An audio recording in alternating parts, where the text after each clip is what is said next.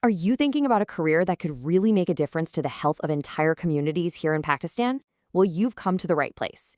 Today, we're going to lay out a complete roadmap for building a successful, meaningful career in public health. So let's just jump right in.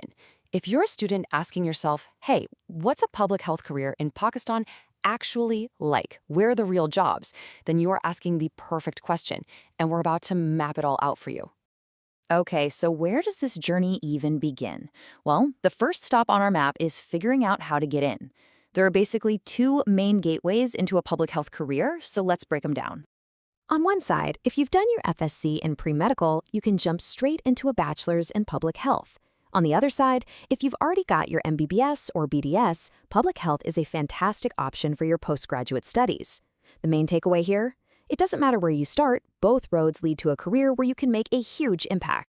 Now, whichever path you take, I really need to be clear about this next point. A master's degree isn't just a nice to have, it is absolutely essential for long-term growth.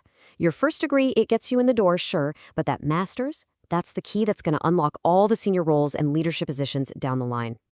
All right, so you've got your degree, now for the million-dollar question. Where do you actually go to work? This is where the map gets really, really interesting. Let's explore the main sectors that are actively looking for people just like you. The whole employment landscape pretty much breaks down into four key areas. You can think of them as four different worlds. You've got the government sector, the clinical world of hospitals, the on-the-ground impact of NGOs, and the global scale of international organizations. Each one offers a totally unique way to make a difference. First up, the government. This is a massive employer, and it offers a lot of stability and scale. You can find roles from the very top at the Federal Ministry of Health all the way down to the provincial and district levels. But it's actually broader than you might think. Even places like the National Institute of Health, disaster management, and the environmental protection agencies all need public health experts. Next, you've got the hospital sector, and this network is just huge, covering both public and private hospitals. From the biggest government teaching hospitals in the major cities, all the way to the DHQ and THQ hospitals that are the backbone of healthcare in smaller areas. They all need public health professionals for things like management, policy, and community outreach. Then, of course, there are the non-governmental organizations, the NGOs. This sector is incredibly diverse, often very mission-driven. You've got massive nationwide networks like the Eddy Foundation, and then you have smaller, more specialized health NGOs. A little tip here. Do your homework. Find the organizations that are doing genuinely effective work and really target your applications to them. And that brings us to our fourth sector, the international organizations. Now, these roles are super competitive, and for good reason. They offer amazing salaries and the chance to work on a global scale with giants like the WHO, UNICEF, and the World Bank. The competition is tough, for sure, but the impact you can have is just immense. But let me give you a crucial piece of advice, especially if you're aiming for those top international jobs. A degree and some experience? That's not going to be enough. The message here is crystal clear. Your application has to be perfect. Your CV, your cover letter, every little detail. If you don't meet their super high standards, it doesn't matter how qualified you are, you'll be left behind. So we've covered all these sectors that are very hands-on, very field-oriented. But what if that's just not your style? What if your passion is more for teaching or for shaping policy or diving deep into data? Well, there's another major path you can explore: academia and research. It really just comes down to who you are, Are you the kind of person who wants to educate the next generation? Or are you someone who wants to do the research that's going to shape our country's health policy? If that sounds like you, then a career in academia and research could be a perfect match. So where are these jobs? Well, for teaching, you're going to find opportunities in universities and training institutes in all the major cities. But if you're really focused on that deep policy work, the big think tanks and research centers tend to be clustered in the main hubs, like Islamabad, Karachi, and Lahore.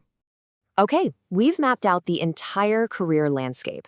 Now, let's talk about how you can actually crush it. These next 5 tips are your toolkit. They're what you need to build a truly thriving career, not just, land your first job.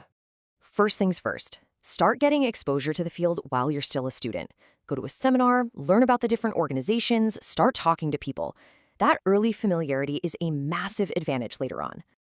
And while you're out there meeting people, you're going to realize something really fast. Communication is everything. I'm talking about the whole package: your writing, how you present yourself, your fluency in English, and your ability to connect with people in local languages. It's all crucial. Now, what's the single best way to practice that communication and get real experience? Volunteer. Seriously, it builds your confidence, it gives you actual skills you can use, and it puts invaluable experience on your CV before you even graduate. It's a game changer. And all this experience is great. It builds a fantastic foundation. But to really climb that career ladder, we have to come back to this one point: get that master's degree. Don't just get your first job and stop. Start planning for your postgrad. It really is your ticket to moving up. And finally, tip number 5. You could argue this is the most important tip of all. This is what separates a good professional from a great one. It's about being more than just a student with a degree. It's about being an active, engaged participant in your field from day one. So what does that actually look like? It means you're actively following health policies. You're reading international news and analysis, not just the headlines. You're digging into new research papers. You're going to conferences and workshops, and you're collecting those certificates. Every single one builds your CV and proves you're serious about this field. Here's the bottom line. It might feel like extra work right now, but this is the stuff that will put you miles ahead of everyone else. When you finally enter the job market, you won't just be another graduate. You'll be an informed professional who's ready to contribute from the get-go. So there you have it. The roadmap is officially in your hands. You know the entry points, you know the key sectors, and you have the tools for success. The only question left is the one you see right here. Where will you begin your public health journey?